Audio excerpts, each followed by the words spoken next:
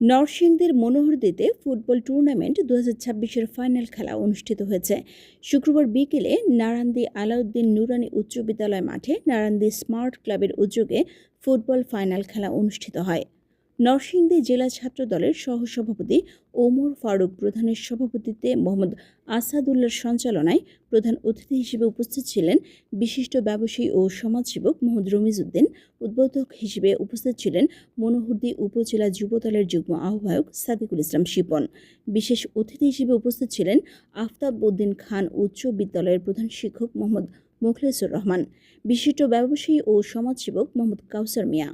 আরও উপস্থিত ছিলেন আলতাফ হোসেন, সোহরাব হোসেন, রবিউল আউয়াল, নুরুল ইসলাম, আলমগীর হোসেন হারুন, পাভিল মিয়া সহ আরও অনেকে।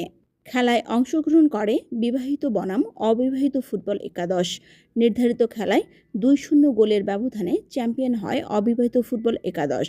খেলা শেষে আমন্ত্রিত অতিথিগণ বিজয়ী ও রানার্স আপ দলের হাতে পুরস্কার তুলে দেয়। এ সময় ফাইনাল খেলায় প্রায় কয়েক শতাধিক দর্শকবৃন্দ উপস্থিত ছিলেন।